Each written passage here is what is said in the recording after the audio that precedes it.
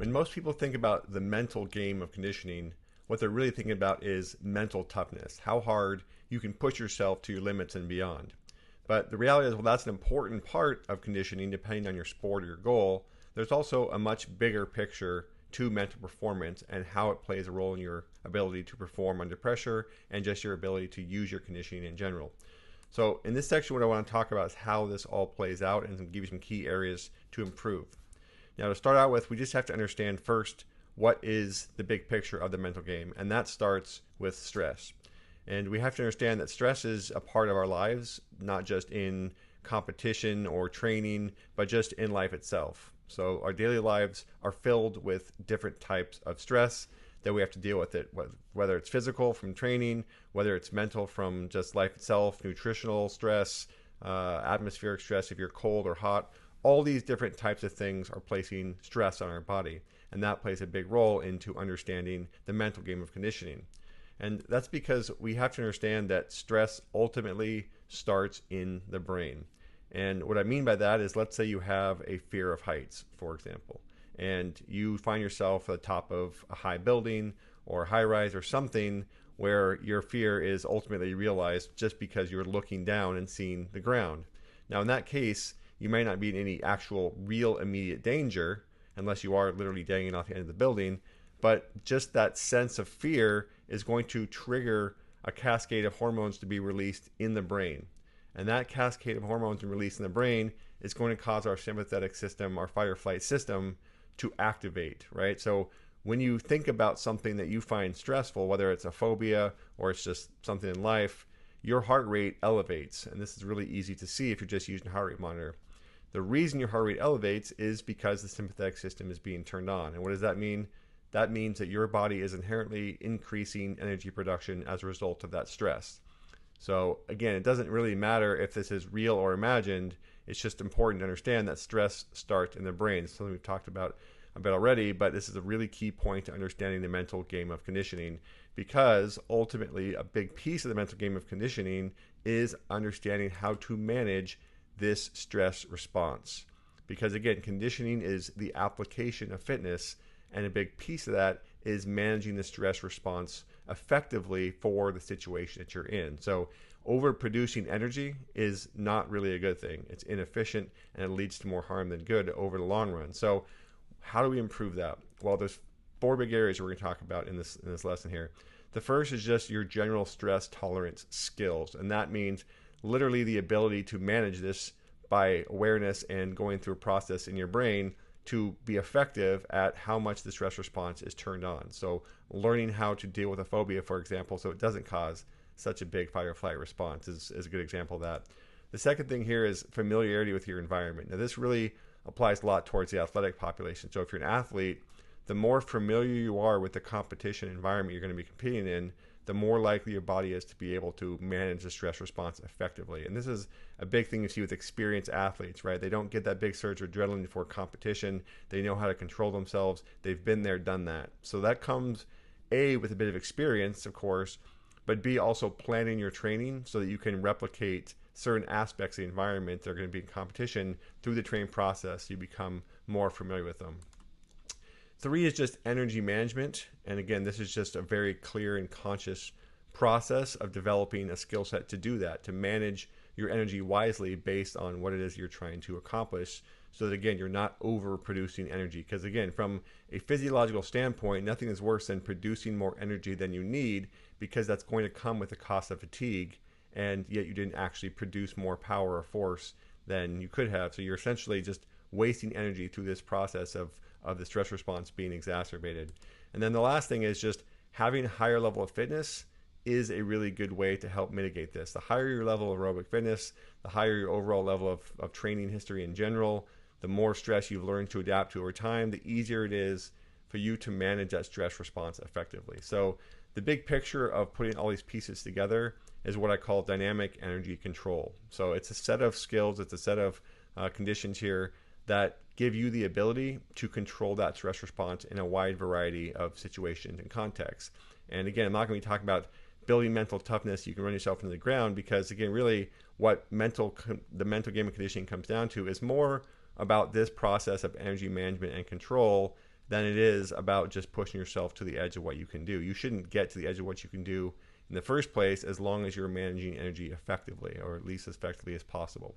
So I'll dive into each one of these areas a little bit more to tell you essentially how it works and then what I want you to focus on through the Metamorphosis program to improve it. So again, this is mental performance is a huge area. I can't cover every area, but I want to give you the basics of what you can do as you progress through the Metamorphosis program to improve your mental performance.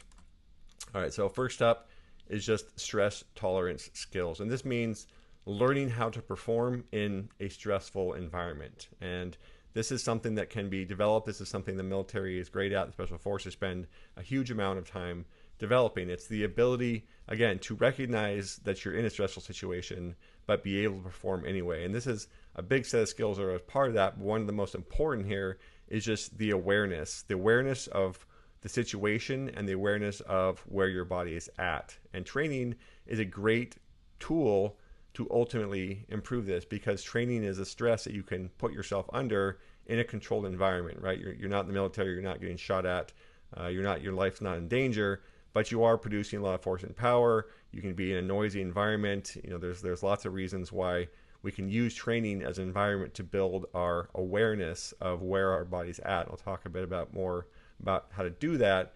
But as you are progressing through Metamorphosis, one of the things you're going to want to do is, again, be aware of your overall energy production and overall energy management. And we'll talk about that with heart rate training. But this awareness is really a good cornerstone piece of what you're going to want to develop as you develop your fitness and conditioning, so it'll translate into performance. And we'll talk more about that as we progress. Now, the second thing, like I mentioned, is if you're an athlete, this one really applies. But the environment matters. So being able to be familiar with everything about that environment means the brain is better at predicting what's going to happen. Because, again, a big part of what drives the stress response is the stress, right? The body doesn't know what's going to happen. It's unpredictable. So that will tend to cause the body to heighten that response more than necessary. But if you're familiar with the environment, if you've been there and done that, and it's something that you're very, very familiar with, it's easier for your brain to control that stress response and not overproduce the energy that it would have otherwise. So this really, like I said, this applies mostly towards an athletic population. If you're an athlete, it's really important to start to implement some of the areas of your environment in training on a consistent basis. Everything from the temperature, the time of day, the noise, the clothes you'll be wearing, all these sorts of things play a role in the competitive environment. And the more you can simulate some of those as you lead up to any sort of competition, the more likely you are to perform consistently and essentially live up to the potential you had through training. So a good example of this is combat sports, right? So combat athletes travel often across the US or the world to fight. They're going to a different country with different foods and different time zones. All these things happen for competition, and this is common with a lot of athletes. But again, the problem is that environment is totally different than their home environment and what they're used to. So part of the things we do is start to mimic some of that environment. We train at the same time of day where their actual sport is going to, or their actual event is going to take place. We can stimulate noise and make the training environment louder like it's going to be during actual competition. We can prepare ourselves mentally by just being aware of the venue, and as soon as we get to the venue, going into the actual fight arena and being aware and training in there as much as possible to be aware of what the situation is like. So just thinking about little things that you can do as you're training to get your body and your brain used to what you're going to be competing in is going to be a really valuable tool. So if you're competing in a new stadium, if you can get into the stadium early and you can train there a little bit, you can just become more familiar with your surroundings. That's really, really helpful. And again, things like time of day and clothing and temperature, all those things matter. That's why you see, a football team that's going to go play in a very hot environment start trying to practice in a hotter environment to get themselves ready for it. So just be thinking about these things as you are training if you're an athlete, and thinking about ways that you can simulate different aspects of where you're going to be competing in your training. So again, your body just gets more used to it and your brain gets better at controlling that stress response as a result.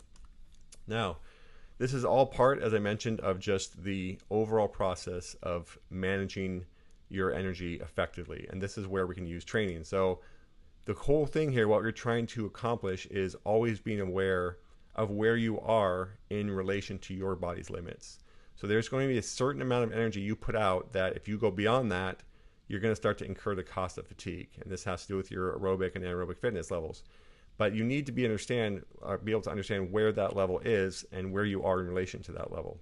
And then you're going to want to focus on pacing yourself to manage your energy effectively. And then being able to do this over and over again across a competition is a really valuable skill. And let's take it out of the competition arena. In life as well, this is really important, because you're going to get stressed out by things in life, and that's going to have an impact on you. But if you can learn how to manage that effectively and reduce that stress response, it's going to have a big impact on just your overall health and wellness, because elevating your blood pressure and elevating your heart rate for hours on end each day as a result of being stressed by life is not good for your health in the slightest. So again, a lot of this is being aware of where your body's limits are, and that can be learned through training. So you can learn what heart rates cause fatigue, what levels of power output cause fatigue. You can learn where you are. So it's building this general awareness of your body that makes a big part of the mental game of conditioning, and then being able to be conscious about pacing yourself. And I have the image here of Demetrius Johnson in the octagon for a reason. Works in for many, many years. And if you watch DJ fight, he never looked completely fatigued or run down or tired, because he was the master at knowing what pace he could maintain. And if he started to exceed that, he would be very aware of that, and he would slow himself back down. And this is in contrast to the way you see a lot of combat athletes fight. As soon as they start to get tired, they feel pressure that they're getting tired, and so they try to swing for the fences, or they try to go for a stupid takedown or something that's not really the best thing to do. But in the moment of that fatigue, they start to react in a very unfocused and ineffective way. But DJ never did that. He was extremely, extremely good at managing energy effectively. It's why he set, or it's part of the reason why he set the UFC's record for most title defenses. And there's a lot to be said for, again, just learning your body and your pace and being aware of where you are at all times in relation to where you can possibly be before fatigue sets in. The other part of this is breathing is a big part of this, and this is a skill set you can develop of learning how to control your breathing as your stress response goes up. If you start slowing your breathing down, that'll play a role in minimizing or reducing that stress response a bit. So again, this is all things that can happen through training, but the biggest thing to do here is counterintuitive, is as you are training, instead of trying to make yourself psyched up and train as hard as you possibly can and really get yourself jacked up, most of the time your goal should be to make something hard feel easy. Okay, now I'm not saying there's not a time for the emotional adrenaline, pump yourself up to set a PR. That's fine. There's a place for that. But a lot of times you want to be able to do really heavy, hard, high intensity things without it feeling hard, right? Without you basically pumping yourself up and making it harder than it needs to be. So again, using this mindset of I'm going to do these things in the competition and it's not going to kill me can be trained in the actual arena of training, where you're going to high intensities, you're doing all the methods of metamorphosis, and there's times you are going to push to your max heart rate.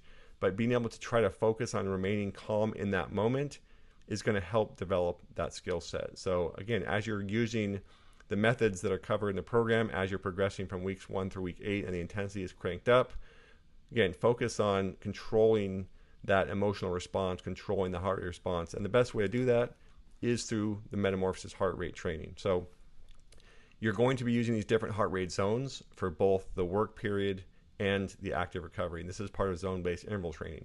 This is really one of the key things here that's going to help you develop all the skills that I just talked about. You're going to help build the awareness of where you're at. You're going to help understand, or you're going to learn how to understand where your limits are at, because you're going to recognize the heart rates that you get to that start to cause fatigue when you go any higher.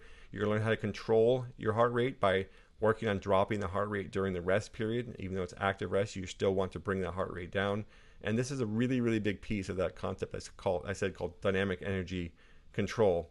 It's the ability to control your energy. And your heart rate is really a very direct measure of the amount of energy you're producing, because it's looking at basically, how many calories your body is producing at any given time as part of this entire aerobic metabolism and anaerobic metabolism that's driving the force and power you're generating. So again, as you work through the method section, I just want you to be aware that part of the goal here is not just to drive your heart rate up to the high part of the work interval. It's also to control the process, to get really good at putting your heart rate where you need it to be and where you want it to be able to recover very quickly and come back down. This is ultimately the biggest piece of mental conditioning, is controlling your body the way that it should be managed. So it's making sure you're not, again, going to a higher heart rate than necessary, or making sure you're not at too low of a heart rate than you need to be. A big piece of this whole conditioning puzzle is controlling that energy dynamic. Again, whether that's in competition to make sure that you're not going to gas yourself out, or that's in life to make sure that your heart rates and your blood pressure is not elevated when you're just sitting around thinking about finances or work or whatever, because those things aren't life-threatening. You don't really need the fight or flight response active all day long when you're not in a fight or flight situation. So being able to turn off that mental stress switch and get the body in a more balanced state is a really big piece of building long-term health and wellness, and what makes conditioning so valuable. So again, keep that in mind as you are progressing through metamorphosis, as you are doing all these methods. Thinking about that control and that regulation and that stress response is a big piece of developing the skill sets that are going to drive your mental performance. Now, as I mentioned, obviously there's a lot more to this game. A couple resources I've got for you here. The first one is a friend of mine named Brian Kane. I first met Brian, 15 years ago. We've trained Rich Franklin at the UFC, worked with George St. Pierre, and a ton of different athletes across multiple sports, multiple Cy Young Award winners, and he's really, really good at the mental performance side of things. I've worked with him. He has a certification course over the years in many different areas. So if you really want to dive deep into it, he's got a course for coaches, if you're a coach, to learn the mental game of coaching. And he's got a course for athletes if you just want to learn how to improve your mental game. So I'll put a link below this video to Brian's stuff. Like I said, I highly recommend him. He's really good on the practical side, so he's not going to bore you with science and theories and models that don't work. He's just going to get down and dirty and teach you the strategies he used with a bunch of athletes he's trained over the years. And I fully trust what he does, and I've seen great results using his methods myself and with the athletes I work with. So I don't endorse people unless I fully believe in them, and Brian is definitely one of those. The second one is called Building the Elite. This is a book written by a couple friends of mine, Craig Weller and John Pope. These are really, really experienced guys in the Special Forces side of things. Craig was actually in Special Forces in the Navy. And these guys have worked with, again, people whose lives are constantly in jeopardy, and they have to develop the stress response, they have to develop the resilience, the awareness, all these things that come along with it. And so they wrote a really great book about that called Building the Elite. It breaks down all the different strategies and methods and the demands of those sorts of environments. And again, that skill set can be valuable even when you're not being shot at for a living, because again, the ability to manage and tolerate stress effectively is a huge piece of not just, again, staying alive if you're a Special Forces, in that arena, but also staying alive for the long run and avoiding cardiovascular disease and all these things that come along with excessive stress over long periods of time. So that wraps up this section. This will give you hopefully a good idea of how to start training the mental game as you are going through the Metamorphosis program. Things to be thinking about besides just how many sets and reps, but actually thinking about consciously where your heart rate needs to be, where it is in relation to where your limits are, and building that awareness. If you can just do that as you progress through the methodology, you will find that this will carry over into performance. It'll carry over into managing stress in daily life, and ultimately it'll help you get the most out of the program. So that wraps it up. Next up, I'm going to talk about how do we put together this M3 model, and talking about that, we're going to look at how the body actually adapts and becomes more fit and more well-conditioned through training.